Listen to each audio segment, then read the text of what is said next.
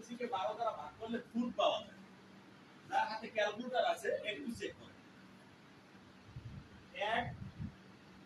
1 ভাগ 12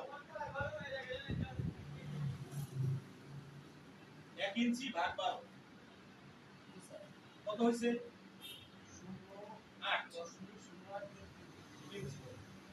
2 কে ভাগ দেন। 2 ভাগ 12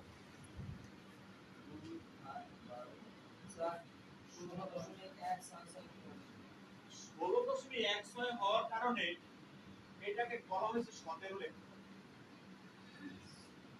3 কে ভাগ দেন 25 এটা হলো 25.25